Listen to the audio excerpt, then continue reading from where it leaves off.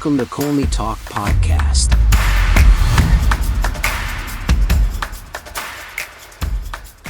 Hey everyone, hope you're doing well. Welcome to another episode of Colney Talk Podcast, the bite-sized show. I'm your host, Alex. Hello to my first-time guests and to my returning listeners. Big salute to you. Appreciate you joining me. On this bite-sized show, I talk a bit about the Arsenal game and then pick out my top 3 Arsenal players who I think were great in the game, and one player, the odd one, who I just call out because he just had a poor game. Champions League, under the bright lights. I'm so envious those of you who got to watch this game live. It must be such an experience, one for the memories, I tell you. To think that we were one of the established clubs in this competition consistently for a long time is nothing to sniff about. I was looking at the game also as if, this is a freshman team, Arsenal team coming into this competition, or if it's just a new Arsenal with a great sense of maturity. I mean, in every word of coming back into this competition, there's just so much excitement. There's so much to learn about this team. There's so much that we can grow with it. So I could not wait forward to this game, just like you all, and it did not disappoint. This was an amazing game in every sense of the word. Just good vibes all around this Arsenal squad. The team had total control in both phases of the box, dominating in offense and defensively, just shutting everything down. I mean, Noah Lang for PSV was the very good spark for them. That he really played a good game. They played with a bit more attacking intention, unlike the low blocking defensive teams that we have faced quite recently. And with that, Zinchenko, Rice, Havertz, and Odegaard were in heavy connection. And in that middle, there was just so much live going on there. The energy and just a lot of that action in that middle was very, very alert. It was just really high.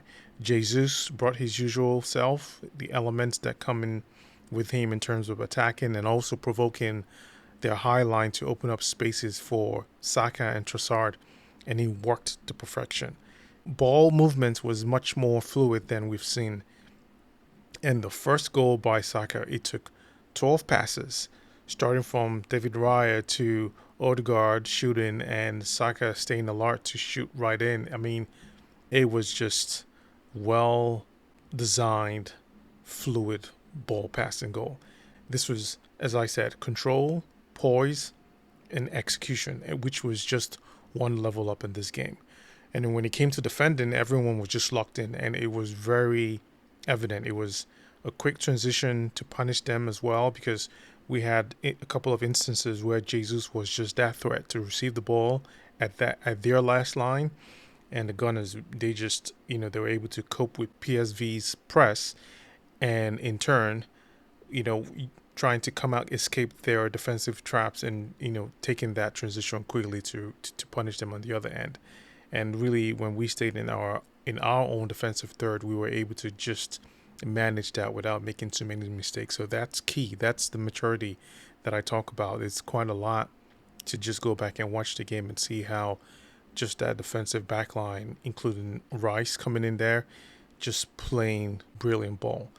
And, for Jesus, he got that couple of times, and it was just a good thing for him to deal with in a way that he was going to, press and continue attacking.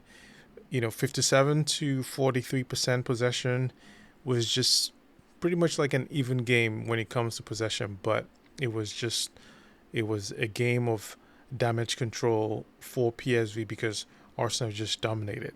A lot of credit to the defending, as I said earlier, because the clearance from Ben White towards the halfway line allowed Jesus to pick it up and drive into the final third for Saka and Trossard to give Arsenal the second goal.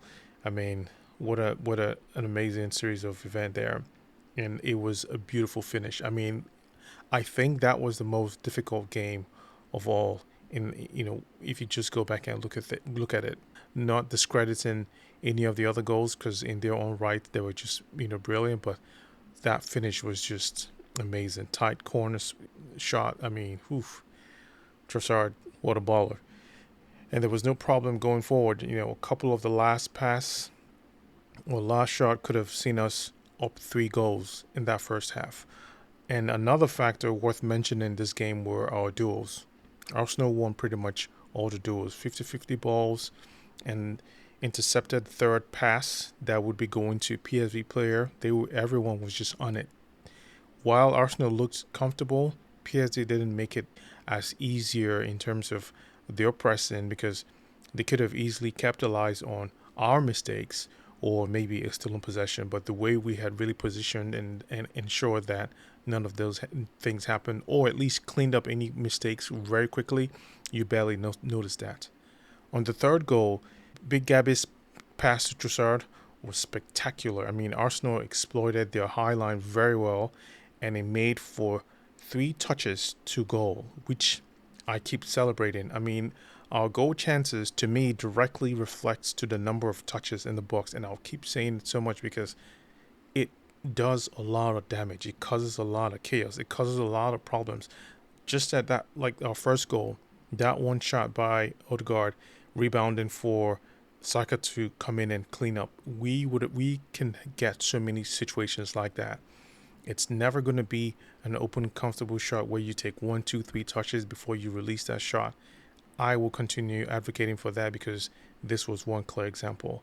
And I will say a couple of times, on the other hand, PSV were able to counter and cross into Arsenal's box, but didn't have an opening or someone to connect because we were able to shut them down or at least not give them free reign to move around in our box. And given how wet the pitch was, our defending didn't allow loose balls in very dangerous areas. So that was, pretty awesome. Start of the second half, it was Arsenal's 4-2 in defending. There wasn't much options just in that little few minutes because the preferred spaces that they were, trying to exploit were pretty much closed down. And with a 3-0 lead, Arsenal were more into control mode and not giving them too much to build a momentum on. Then we started with the subs.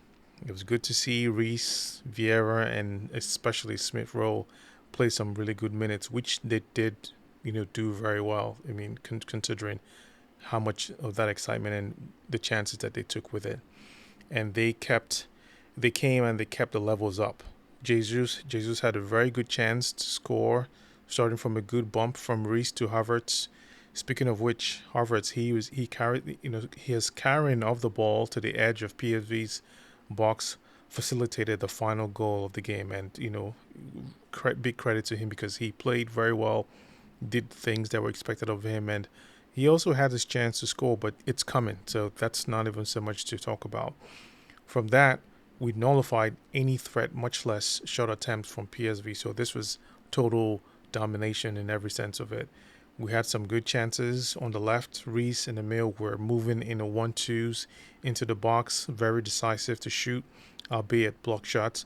Like I said, I'm a big fan of that, really huge fan of how they just take incisive shots within the box. We held it down to the final whistle, so it was just really amazing scenes, absolute scenes. Damn the weather, but it was just a lot of smiles and applause for the team. So yeah, quite a good outing. Now straight to my top 3 standouts. First time I can say any pick would be fully deserving. So first player, Captain O, playing like a magician in this game, and he just reminded people of his outside shot, just how deadly it can be. My word, I can't say enough about this guy. He was ridiculously good in this game. Pressed really well, decoyed as needed, and affected the control with the moments that it required, where he had to come in and settle things that felt like it was just going to shake up a little bit. I thought he would be sobbed off, but he was so good, and I think he enjoyed every minute till the final whistle. So that was awesome. Second player, Trossard. He was a playmaker and had himself a very good showing. The questions won't go away anytime soon about getting him on the field along with Martinelli when he's fit. But that's something for Mikel, and I consider him one of our most secret weapon because we don't see him in the starting lineup often, and the way he comes in and just affects the games in times like this, and I think consistently, yeah, it's something we would definitely hold on to and welcome any time of the day because just coming in as an impact player, fully welcomed. Absolute ball there, Trossard. Third and final player, Big Gabby. What a tank. I mean, his defending, his passing, especially on that third goal, his defensive performances it was elite. I'm not exaggerating here. I went back to watch the game. He was impressive. Very reactive. He stood out to me because of how he connected with Raya and suppressing any press attempts from PSV. A couple of words to describe him, if you will, for this game: control and instinctive. It's what defensive players will do, but it was just in every sense of the word. You see that, Saliba had the same thing, but just something for Big Gabby. He just stood out. As I said, you could make an argument for anyone, but I just couldn't ignore him. He just, to me, I just kept my eye on him, the way he was playing, and he played captain like. That's just how it felt. No surprise here, no odd one. Arsenal with complete dominance and control, not even nitpicking on anyone for me, so I'm not even going to attempt that. For this team's first appearance in Champions League, they looked and acted like they belong here. This game builds confidence and a lot for teams to respect, so that is amazing. I will enjoy this till we head into the big showdown for this weekend. Folks, that is all I have for this bite-sized episode. There's so much excitement, and going into this game, I look forward to having us, go on with, with the confidence of what we're gonna do. Don't forget to check out colneytalk.com. Until then, talk to you all later. Take care. Bye-bye.